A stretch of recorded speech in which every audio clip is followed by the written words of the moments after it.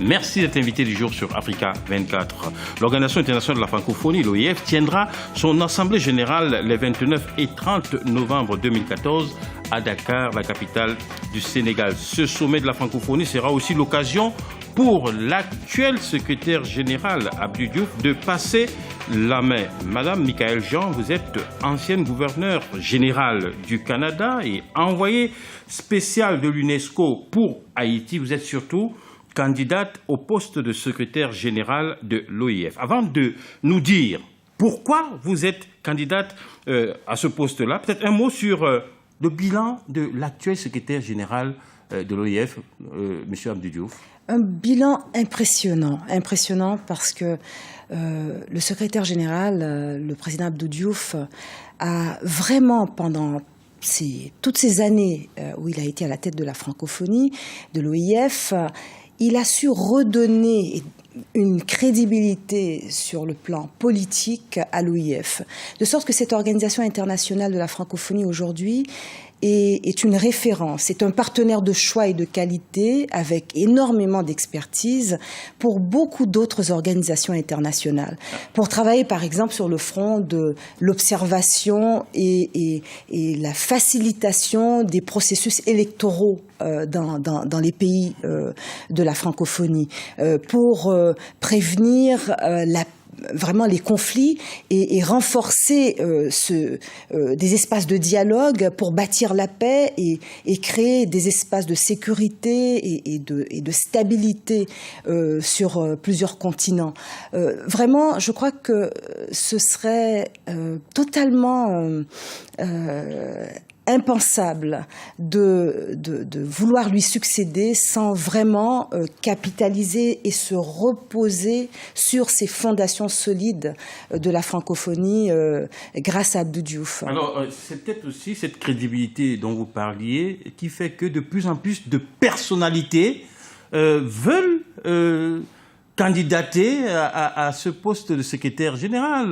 L'ancien président Pierre Buyoya, président du Burundi, vous-même, ancien gouverneur général, quand même, du Canada, et j'en passe, il y en a d'autres.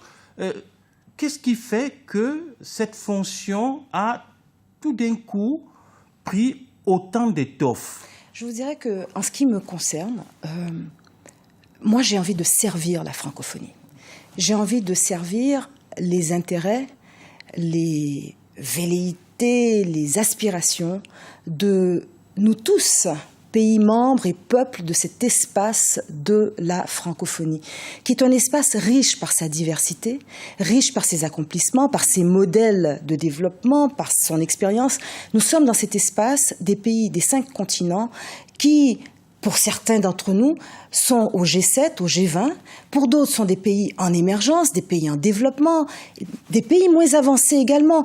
Mais dans tous ces pays foisonnent des hommes et des femmes de courage, des expériences extraordinaires, des initiatives. Et nous avons tous un bassin très riche de ressources humaines, mais aussi de ressources naturelles. Donc les potentialités sont énormes. Il y a énormément de savoir-faire. Alors ça, c'est l'énoncé des motifs, on dirait, l'énoncé général des motifs ou l'énoncé des politiques générales. Entrons dans le détail.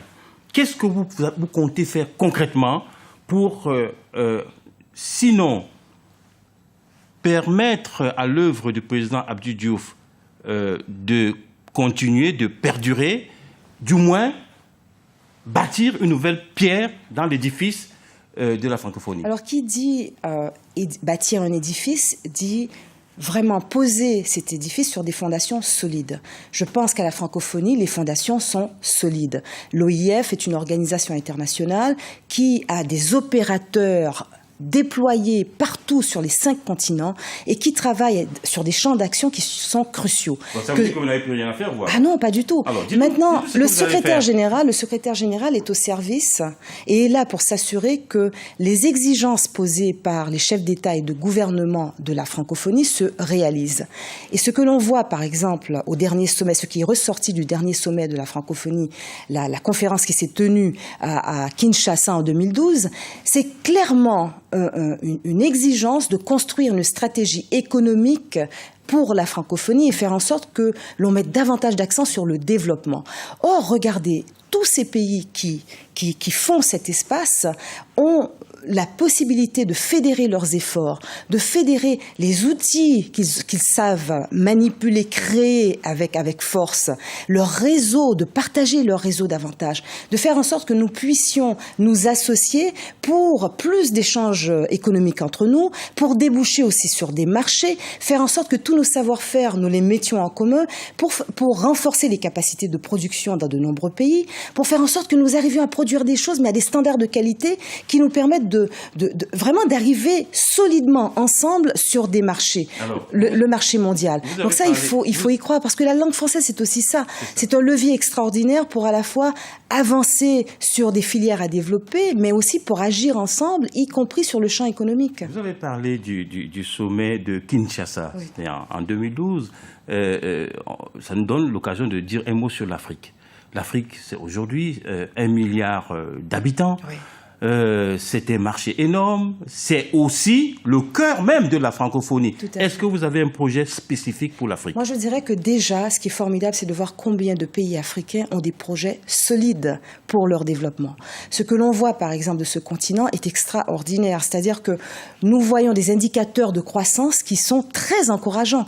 On parle d'indicateurs de croissance à 10%, 8%. Écoutez, ça fait rêver.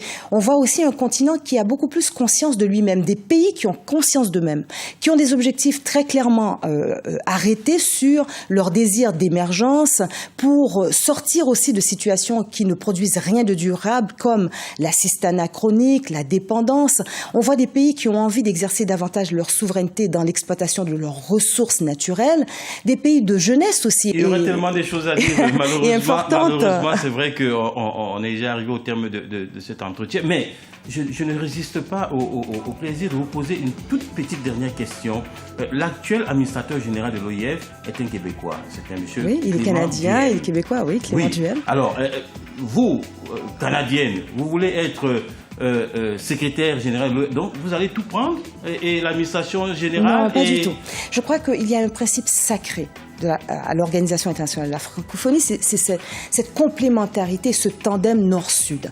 Moi déjà, je pense l'incarner pleinement, parce que je suis du nord et du sud. Je suis d'origine haïtienne, je suis canadienne.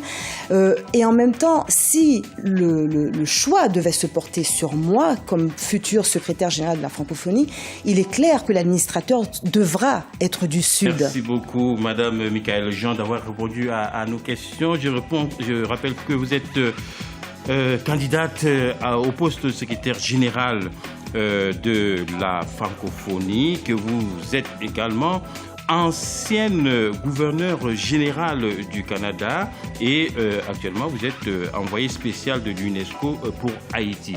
On rappelle également que c'est au mois de novembre, le 29 et 30 novembre 2014, que sera donc connu le futur secrétaire général de l'OIF. Restez sur notre chaîne, l'information produite sur Africa